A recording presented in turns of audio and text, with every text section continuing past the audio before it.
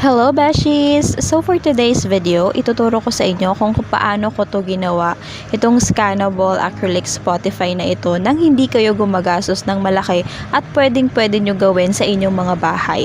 So let's start! Ang pinakauna natin gagawin, Bessie, is i-open natin itong Word natin and then punta tayo sa pictures tapos i-insert natin yung in-screenshot natin na code sa Spotify natin.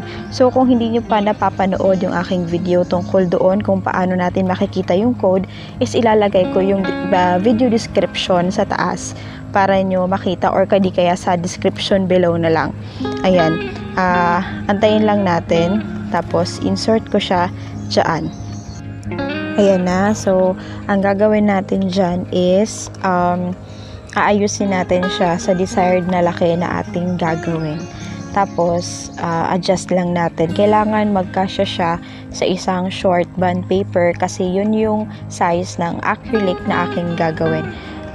Kung wala kayo besing acrylic, pwede kayong gumamit ng picture frame, yung glass ng picture frame kasi yun din naman yung ginagamit ko.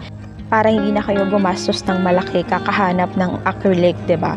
So pwede naman 'yun. At next natin gagawin is adjust lang natin ito tapos insert pa natin yung isa. Ayan. I-screenshot din natin 'yan sa Spotify para makita or maisama natin doon sa playlist, 'di ba? Para magmukhang Spotify talaga siya. Ayan. Tapos i-crop lang natin yung mga kakailanganin natin, yung mga isasama natin sa pag-design sa ating acrylic. Ayan. So, ito yung play button. Yan yung isasama natin.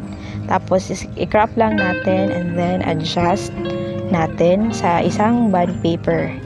Ayan. So, medyo maliit siya. Papalakihin natin. Ayan. And then, base mag-i-encode tayo ng title ng kanta kasi gusto ko i-personalize yung font na gagamitan natin sa ating scannable acrylic, 'di ba? Tapos ayan, i-type lang natin, tapos baguhin natin yung font size and then font style. Ayan. Gawin nyo na rin ito pati doon sa singer, 'di ba? Para mas okay siyang tingnan.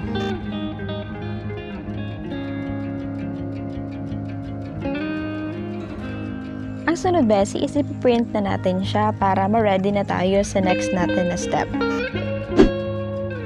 At ayan, Bessie, dito na tayo sa next step. As you can see, meron ako dyang acrylic. Pero hindi yan acrylic, Bessie. Glass lang yan ng picture frame namin. Kinuha ko lang siya. Ayan. Tapos, andito na yung print natin kanina. As you can see, nakat ko na siya using vinyl decal. Kung hindi nyo pa napapanood yung video ko, ilalagay ko na lang din yung video description sa baba para mapanood ninyo, para alam nyo kung paano ko to ginawa nang hindi ako gumagamit ng Cricut. Yes, Bessie, wala akong Cricut dyan. Kaya kung gusto nyo malaman, panoorin nyo yung video na yon.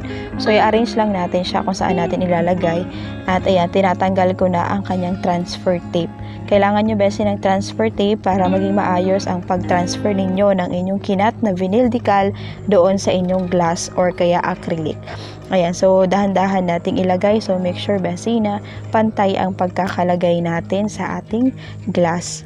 Ayan, kasi once na nailagay nyo na yan, mahirap na yung tanggalin kasi nga maaaring masira ang inyong kinat.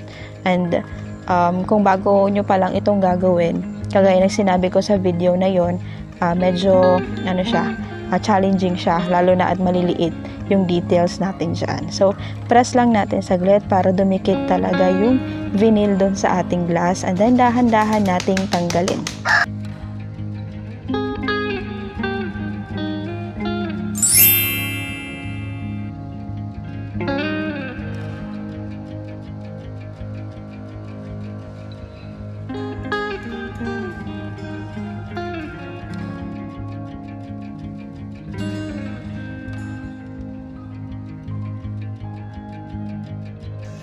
So, ang next natin na ilalagay, Bessie, is ayan, yung singer ng ating kanta. Ayan. So, depende sa inyo kung ano yung pagkakasunod-sunod. Pwede nyo unahin yung code. Depende na sa inyo. Pero, mas gusto ko yung ganyan. Tapos, nang una kong ginawa, nilagyan ng transfer tape and then transfer sa ating glass. And then, Bessie, dahan-dahan nating tatanggalin ang ating transfer tape doon sa ating glass.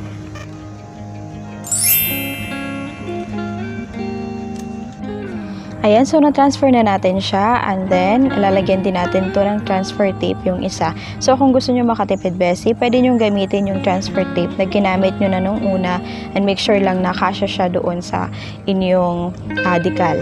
Ayan, so sundin lang ulit natin yung process. Ulitin lang natin yung process. At after nun, Bessie, pwede kayong maglagay ng kahit anong picture na gusto ninyo dyan sa may center ng ating glass.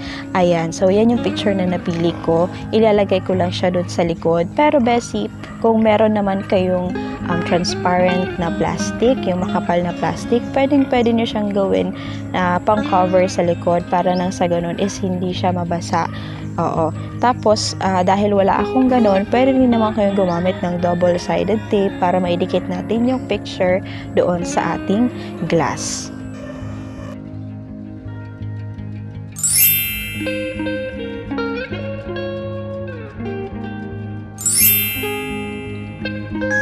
At ganyan lang, Bessie, kadali gumawa ng ating DIY, personalized, and scannable na acrylic Spotify. So, hope you like this video and please don't forget to like, share, and subscribe to my channel para lagi kayong ma-update sa aming mga uploads. Ayan, Beshies! Bye!